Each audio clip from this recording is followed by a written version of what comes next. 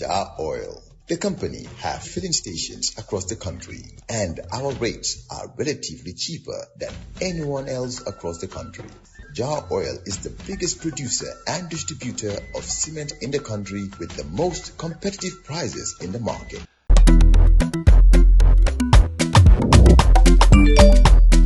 Excellent jam, Suing. Yo, apply. Yo, luta do dede. Luta mo nulo jël moto nga andil ma xaalis. Hello? Ano lay waxal? Bisul mu fine.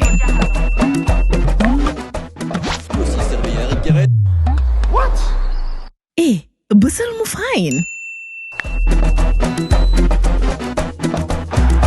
Oh, yes! Wave Axina Gambia. Deposit and withdraw money, pay bills and buy mobile credit without fees. Transfer money wherever in the country for only 1% fee. At Wave. Bisul mu fine? Wave. Your money is yours. On Monday, the 11th of August, 2025, it's Coffee Time with Peter Gomez on West Coast Radio. And joining me now is Honorable Yaya Menteng Sanyang. He is National Assembly member representing Latrikunda Sabiji. He's a senior member of the UDP. Before we go on to other things, UDP and legislative in nature, welcome back to the program, Honorable Sanyang. Thank you very much, Uncle Peter, and I thank you and all your staff. What do you I'm glad to be here again. Fantastic. Always a pleasure to have you in the studio. What do you make of, the latest charges against your party? Still painting it as a party that practices tribalism. Well, Peter, I think that statement, rightly said, at the press conference is very, very dishonorable of Seedy. Seedy, Uncle Peter, is a very whimsical figure, for a very unrepentant, mischievous political rascal. Me, I thought by now Mr. Seedy is going to be repentant to what he has done to Gambians. What has he done to Gambians? In 2016, after Gambians galvanized themselves to a powerful political force and dislodged a dictator in this country, Seedy was one of those people and who nearly set this country to ablaze. And for me, it's been my thinking that by now he was going to be asking forgiveness from Gambians. And the way he is going, Uncle Peter, Seedy is one of those figures I fear may not even cross the Sirat if he did not apologize to Gambians. And he is a very funny figure, a very, very funny character who has been lollylagged at the university for over 20 years without achieving his degree. Oh, he hasn't qualified. He hasn't qualified. I met Seedy. Well, the university is not even 20 years old, so he could not have languished in the university for 20 years. Of course, the University of the Gambia now is close to 20 years, Peter. I attended the university. I started the law school in 2015, and I met Seedy at the law school. Yeah, that's only 10 years. No, I'm coming. I met him there, but people told me he was there for 5 years before 2015. He couldn't achieve his degree. So for me, somebody without a proper qualification, I don't even know how he became so pronounced and so prominent into our body politics. Which is very, very... You don't need a university degree to be pronounced in our body politics. Adam Barrow does not have a university degree, does he? Those are different routes, Peter. Adamas going to politics and Seedy's going to politics, they have taken a different route. We are speaking about somebody who is the deputy speaker of the National Assembly of the Gambia, the third arm of the government. Does that require someone? I think so. I think that requires skills, and that requires competence, and that requires qualification. So somebody who hasn't got any of this, It's very, very, very unfortunate, Peter, that he will come and make those kind of statements against United Democratic Party. United Democratic Party, let's go back to history, Peter. You will realize that it's one of the most accommodative political organizations in this country.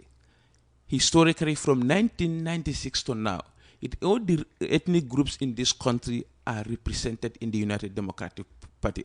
Yes, it is true. Most of our supporters are Mandinkas. That is true, but that's nature. And if you go to all the political organizations in this country, there is no particular political party in this country that does not have Mandinkas as their supporters. So I think NPP want to open the same playbook. They have crammed their lines and settings and just want to start performing to Gambians as they have been doing before. To show to Gambians, UDP is a Mandinka-dominated party.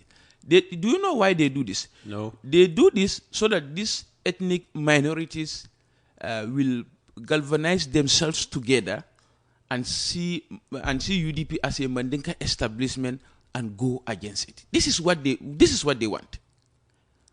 They have been doing it, and it has been working for them. So they feel like they have to repeat the same statements, they have to repeat the same actions, so that will, increase the dissatisfaction of the minority to go against UDP. So if they've been doing it and it's been working for them, what must the UDP do? This is exactly, we are going to make a stop to this. This time around, the party made a pressure. We are going to take Seedy to court, and we have a very strong legal leg this time around. A very, very, very, very strong one. There are going to be two things.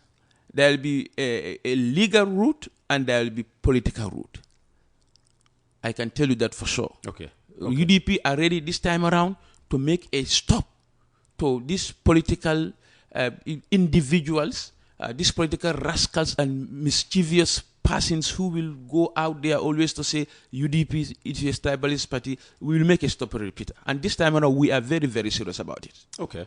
We'll come back to the UDP, but I want us to go back to when the idea of a parliamentary investigation of how the Jammeh assets were disposed of, whether they sold or taken over by the state or whatever. When the idea came up, you were strongly opposed to it. Now, of course, we know that they are well on the way in their investigations, and some interesting revelations are coming forth. What's your position on the parliamentary probe still? Well, I don't know. What do you mean by I'm opposed to it? Let's lay that foundation properly. When the majority leader in the House proposed the idea, I mean, you came out with a statement, strongly attacking. Yeah, because for me, I don't want political source. I want politicians in this country to be very, very genuine in whatever we do. A majority leader was not genuine about this, and that was my reaction. Anything we're going to do as politicians is not just going to be bluff all the time, just to work on the mentality of people to capture their interests falsely. This is what I wanted to avoid. He did this because he thought that government was going to be put under pressure. Do you understand? To act otherwise. So I know him very well. He's not a very genuine person. Now, my reaction to the whole thing is the committee is set up duly in the floor of the National Assembly. And as you can see all over media, or social media, television, radios, they are investigating it properly. And I am sure they will make effective recommendations, which they will bring before the floor of the National Assembly. And every National Assembly member will have an opportunity to react to their recommendations in the report. So you were only suspicious of the intentions of the majority leader, that is but correct. not against any parliamentary investigation? That is correct. That is correct. I will never go against any parliamentary inquiry into those kind of activities where many citizens suspect the assets were not properly disposed. Okay. And what do you think of the process so far? Are you a member of the I'm not a member of the committee, but the committee, I can tell you, they have competent people that every day you watch television, they ask relevant questions. They have been aided by a very senior, lead counsel. And as that now, the process is going very fine. Fantastic. And very, very well for that matter. How are these committees set up? I mean, how did they arrive at the decision that those who are there, merit being there, and of course, not everybody can be there at the same time. That is. But how is the selection process? This selection was very transparent. It was also very, very fair. One thing we need to put at the back of our mind, Uncle Peter, is National Assembly is a political house. And that is why if you look at the committee, all the political parties are represented. The UDP is represented, the NRP is represented, PDOIs, NPP, etc., etc. We do this deliberately just to make sure that every political party see themselves in the process. By extension, every Gambian see themselves in the process. So that is how the committee is constituted. All the political parties are constituted. During the constitution also, the National Assembly look at certain key competence and make sure so that the committee is properly constituted as a fact-finding body. And while we are on the issue of the National Assembly, the UDP, as you well know, is being blamed for the failure of the 2024 draft. That was another misinformation peddled here by Seedy. The Gambian most flip-flap, flim-flam individual that has no integrity left in him at all. Well, let's look at history, Peter. UDP 2020 draft. UDP was in support of 2020 draft. I was not in the National Assembly in the last legislature, but the UDP was one of the parties that were seriously advocating for the passage of 2020 draft. And when it collapsed before the National Assembly committed it to cold store. Still, we did not relent on our advocacy to bring the 2020 back. We've been doing it, social media, radios, television interview, etc., etc. So we thought that the 2020 draft, Barrow government, they were going to bring 2020 draft back to the National Assembly. So when we realized the 2020 draft has been manipulated by Barrow and his cabinet members. Now, one thing UDP have at the back of our mind is what Gambians want, because 2020 was very consultative, both within the borders of this country and outside the borders of this country. By way of that, I mean Gambians living abroad were duly consulted. So in other words, Peter, 2020 draft represents the will and caprices of government, of the Gambian people rather. And I always tell my fellow National Assembly members, constitution building is not an ordinary act of parliament. Constitution embodies the wills and caprices of people. How do they want to be governed? How do they want to fit in the global best practice of governance? So it's not an ordinary act of parliament where Honorable Yaya Menteng can bring a private member bill on so and so. No, constitution is way more than that. So the UDP felt that constitution was so consultative. Why will Barrow government alter even a full stop there? It's not fair to the people of this country. Do you understand? What Barrow government should have done is to bring the 2020 draft intact. We pass it and let it go to Gambian for referendum. Do you understand? But over 200 sections were altered. In fact, the most annoying and disturbing part is those sections related to accountability and transparency. That's so serious, Peter. UDP we cannot align ourselves to passing that kind of constitution, even though I know the constitution ultimately was going to the Gambian people for referendum. But why are we going to subject it to a referendum, come and waste another taxpayers' money? And I always tell people, 160 million may I ask a civil engineer, you give me that kind of money, I'll be able to give you at least 8 kilometers of roads.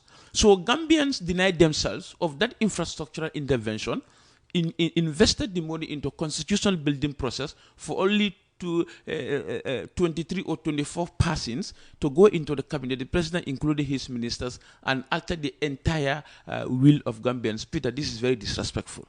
If you were given 116 million as the CRC was given, you could give the Gambia 8 kilometers of roads. Wow. 8 kilometers of roads, no doubt about it. How much in Gambian dollars is 1 kilometer of roads then? It differs. Road kilometers is always above $1 million. Because you know. No, it is. There's a strong conversation between the UDP and government over what it costs. I always sometimes I do advise some of my UDP people if they go against kilometer of roads. I do advise them sometimes. Road construction is very expensive. Now, it's way more than what you see on the ground. It's not the laterite. It's not the asphalt. It's way more than that. Even the equipment involved, when you are doing bit of quantity for a road construction kilometer, the expertise, the engineers, the consultants, mechanical engineers, civil engineers, all the experts, you have to put their pay in the particular kilometer. I will not talk about the equipment. All the equipments, all the value of equipments also, you have to factor them in the kilometer. So that's why when people say it's $1 million, people will be like, oh, come on, only what we see on the ground are the laterite, so it's way asphalt. It's way more than 1 million. In other countries, I remember. So the minister is right. Yes, the minister should be right on that. Okay. Yeah. All right. To be frank with you, professionally, yes. Okay, because you're a civil engineer, that is correct. You are in a position to know. That is correct. That's why we want this, because this is also a political issue. That is correct. All right. The minister says it costs this. Of course. No, to be honest with you, the minister is right. Yeah. Okay. Yeah. All right. So Silla has won over his opponents and critics there. Let's go back to the issue of doing what the people want. Even if the 50+1 was written into a constitution, in 2021, Barrow won by, according to the 53%. Yeah, according to the IEC. According to the IEC. That is correct. So he could say, the people of the Gambia gave me the mandate to run this country, all right? And what I am doing is in the interest of the people. So this is the constitution I feel is best for the Gambia. And that's why they put forward the 2024. Peter, I laid the foundation by saying, Constitution is not an ordinary act of Parliament. Parliament as the legislative arm of government. So therefore, I would not also expect the president and his cabinet to see it just as an ordinary act to govern us. Yes, you are given mandate to govern, but you must govern us through our wills and caprices. And that is what we have embedded in the Constitution. You cannot just go there. That's dictatorship. That is pure dictatorship. So what the government should have done is to bring the 2020 draft before us, not to revise it, because what they brought before us was the revised part, and that many Gambians still felt that does not represent their wills and caprices. This is not how they want to be governed. So that is why many National Assembly members were advised by their constituents to throw the 2024 revised draft back to Barrow government. So before you voted on the 2024 draft, you went back to your constituency in Latrikunda Sabiji. One of these, I think, civil. There is this civil society organization. Gambia participates. They organized a town hall and invited a good number of people from my constituency. But Uncle Peter, I can tell you 99% of people who speak and spoken during that town hall all advised me to throw the constitution. That's number one. Number two, this particular government department, civic education. NCCE. Exactly. How do I call it? Organized the same town hall meeting. And there was few months from my engagement with Gambia Participate to my engagement with NCC. So during that town hall too, about 99% of those who were present there told me to reject the constitution, and I am people representative, even not by my party position, but my people in Latrikunda Sub, the constituency. I can tell you, majority of them advise that we should throw that constitution, and that's what we have did exactly. Fantastic. We spoke about the Jame assets probe that is currently going on in the National Assembly, where you do most of your work currently as a member. The Russian oil saga. That one has been concluded. The report has divided opinion. What do you make of the response, especially of individuals in government and government in general? Thank you very much, Peter, for that good question. And I will start my reaction with Honorable Hamat Ba, a senior minister in the government. Also a former member of parliament. I'm so disappointed with his reckless and irresponsible statement he made against the National Assembly. Because for me, for him to say government is not going to implement, it's not the domain of government to implement. He said that? He said that, yes. Where? One of his interviews, he said that the government will not act on that. Will not act on the report? Yes. If you look at the report, the censorship part, it is for the National Assembly to act on that, not the government. Do you understand? In fact, that statement by the Honorable Minister is even contemptuous to the proceedings of the National Assembly. And I always tell people, if we have a stronger National Assembly, we are going to include his name into the censorship. So the current National Assembly is not strong enough? It's not strong. I always tell my colleagues, I think in the full disclosure of facts, we have a weak National Assembly.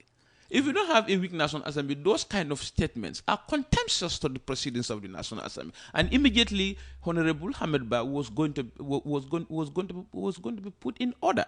Do you understand? Now, what we should do as National Assembly, when we have these reports, and I'm sure the censorship might come, do you understand?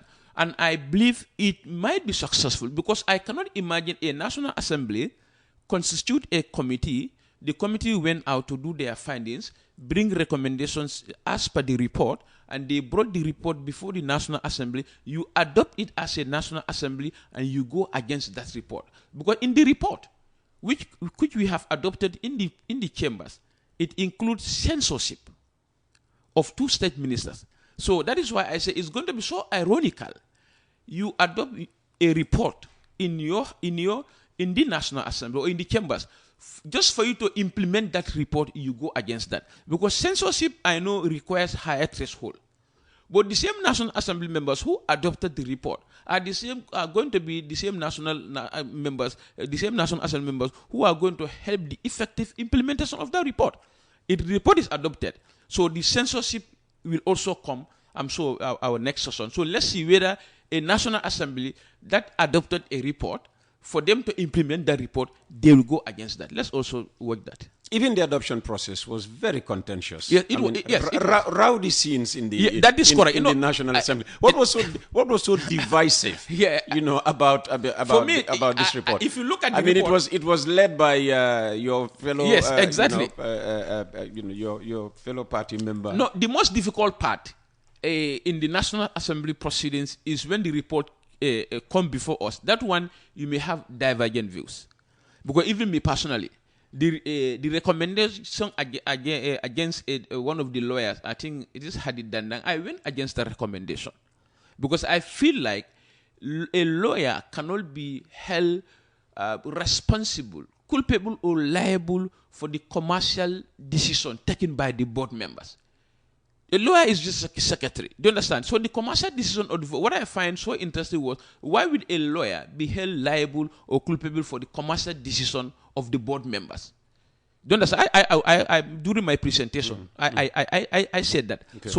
But some people in National Assembly believe yes, she should be held liable. So that part is always contentious. But when we all agree now, You're going to say your parasi mapa, later we put to vote. And it was put to vote, the majority carried the vote. So therefore now, the report has been adopted in its entirety now. So every single part of that report, or every recommendation in that report must be implemented. And part of it is we have to censor 2 state ministers. So let's also wait for that and see whether the National Assembly, as I said before, that adopted a report in the floor of in the National Assembly floor will go against implementing that report. Again, let's wait for that, because censorship, as I say, requires higher threshold. All right. Well, President Barrow has come out to say that he is looking forward to winning in 2026, which is just next year, by nothing less than 75%. What are you doing to prevent him carrying Latrikunda Sabiji in 2026? Well, Latrikunda Sabiji is no-go area. And NPP, Uncle Peter, they are opposition. Didn't you win there in 2021? I will go to that history. Okay. But one thing I want Gambians to understand is NPP are opposition in waiting. In the next 1 year, 9 months, there will be opposition in this country. I always tell my people, if I cannot win my constituency for my party, then I will give myself a second thought before I can come and contest in the National Assembly elections. So in 2021, you were not the MP. No, I was not the MP. Okay. To be honest with you, the gap between Hechi Dabo and Adama Barrow was like, I think, 5,000 to 6,000, because UDP was 10,000, national presidential, I think Adama was 15,000 to 16,000. Okay, so he won there in 2021. He won there. So the gap was very huge. So when I accepted to contest in the National Assembly elections, we approached it in a very sophisticated manner. We look at this margin and we see how do we close this gap. How do we win elections here, looking at that kind of margin? Did you depend on your strong mathematical mind as a civil engineer? That is correct. We approach it in a very sophisticated way. First, we call all the registered. We look at the data list of the registers. We look at each polling unit, how much UDP. We even went to an extent of looking at names, which area, what kind of people are coming from each of these areas. We put all of that into consideration. So now we devise our campaign method and methodology around that. I can tell you, we went to places, we reached out to homes that some will be like, UDP never come to this house. That is why in my election, Abuko, that has been a stronghold for APRC for 22 years. I won Abuko. I'm the only UDP candidate. My effort and the effort of my team were able to win Abuko. So they were like, how does this happen? Councillor election come, we were able to win the councillor for Abuko too. They were like, no. Mayorship election is not going to be possible. We won it for mayor as well. Do you understand? So since you won in Latrikunda Sabiji, UDP has carried every election. Thank you very much. So I always jovially tell my people, NPP is an opposition in Latrikunda Sabiji constituency. We are all the National Assembly members. A member is UDP. All the 3 wards are UDP councillors. So effectively, NPP is an opposition in Latrikunda Sabiji constituency, and we are going to hold on to that. We are going to consolidate that, in 2026 presidential election. No doubt about that. Well, first of all, you have to get to 2026 That's as one solid unit. But Correct. of course, you know what's happening now with the UDP. Everybody's talking about the divisions within the party, some of which have come out to the fore. The BAC chair, Yankuba Dabo, saying things about the KMC, mayor, Talib Bensouda, and we hear now there are different factions. If there are factions, as alleged, to which faction does Yaya Menteng Sanyang belong? First of all, Peter, thank you for that question. And I told several news media outlets, in my opinion, political management administration can never be a perfect system.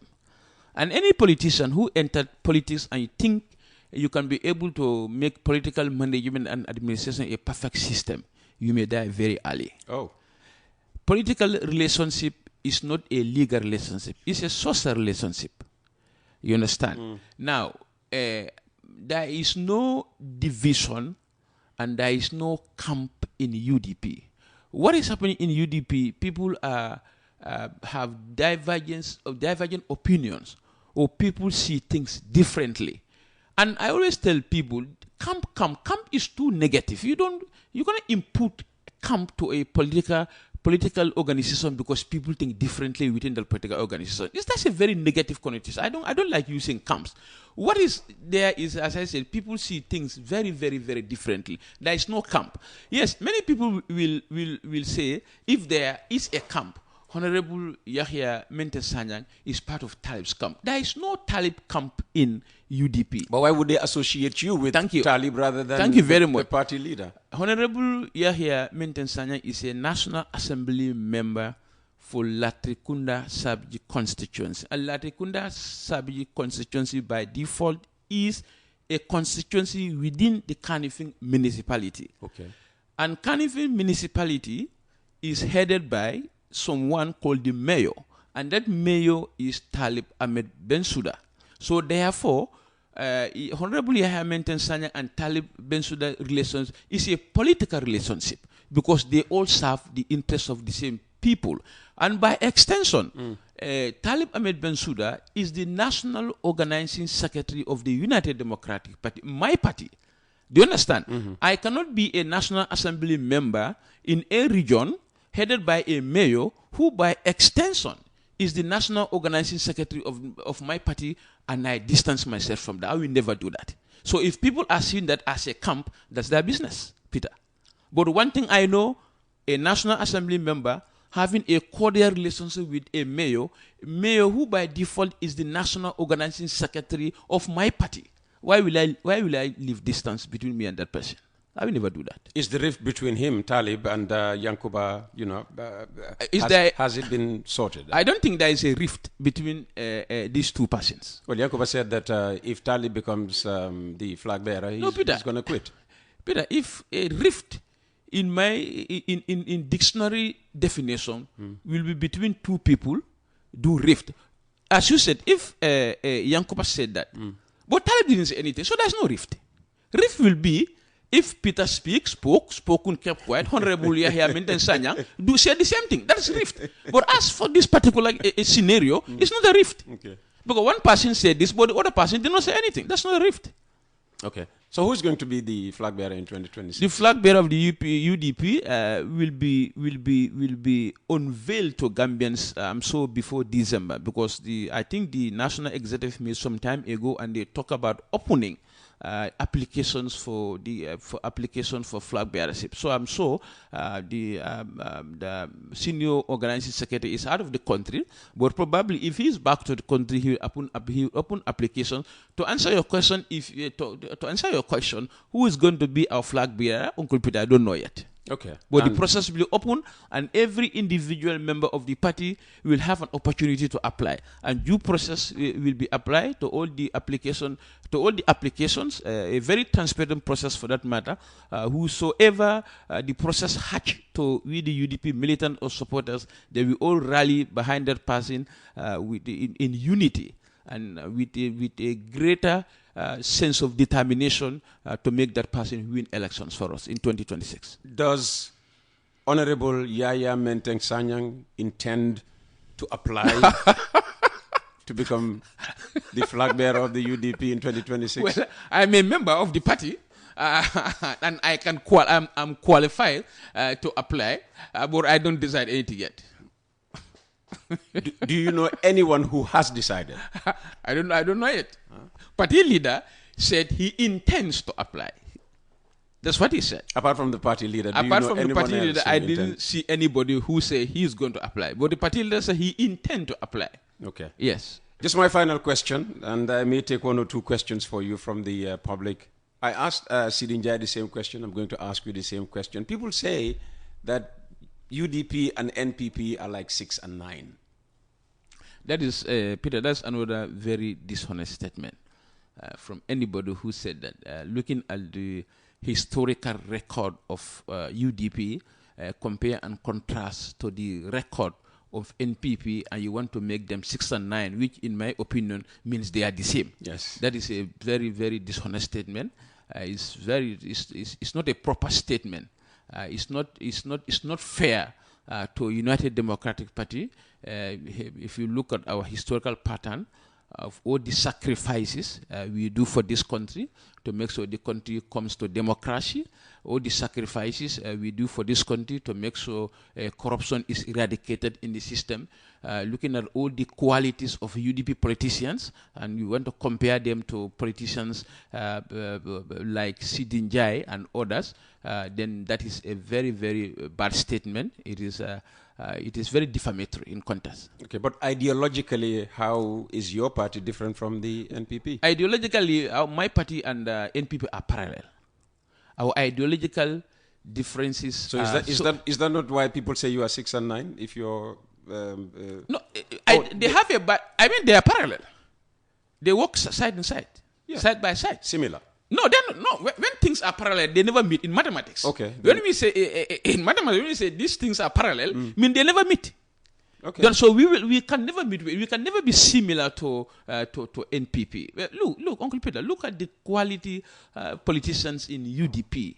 If those people are given chance to govern, they integrate their brain cells and ideas. They bring all of their development plans on the table for this country. Within 10 years, Gambia will look like Singapore. No doubt about that.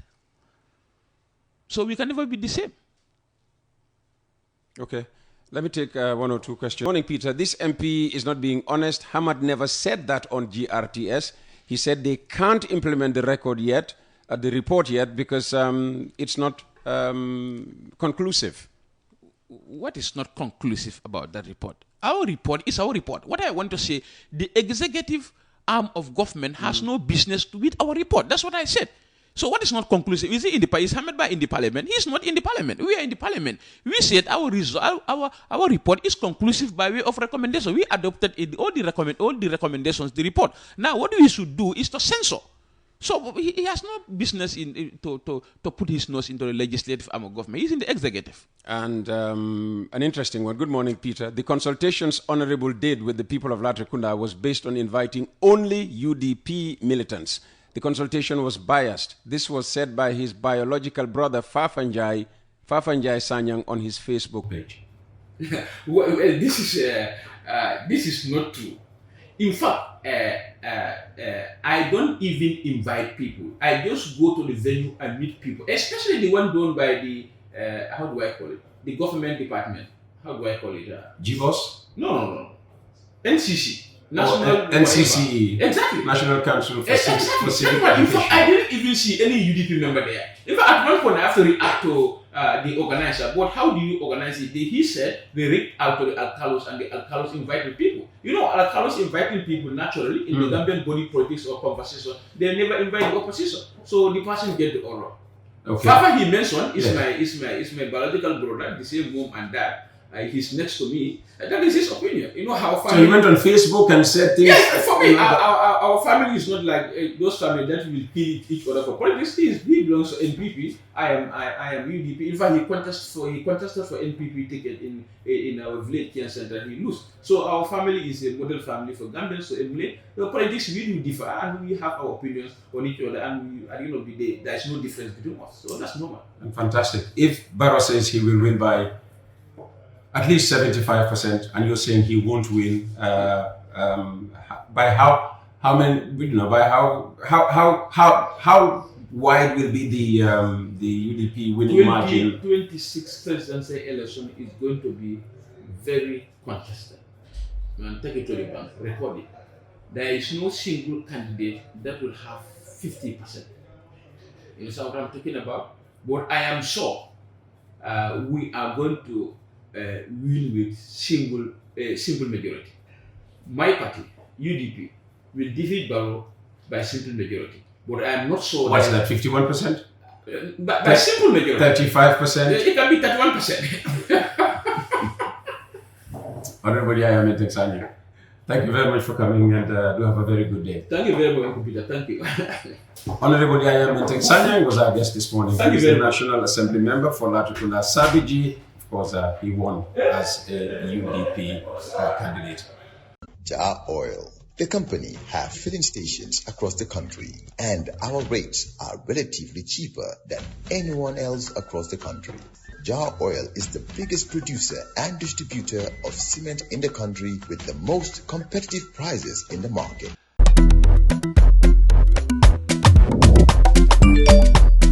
Axel jam Suing. Yo, apply. Yo, luta to dede. Luta mo nulo jël moto nga andil ma xaalis. Hello?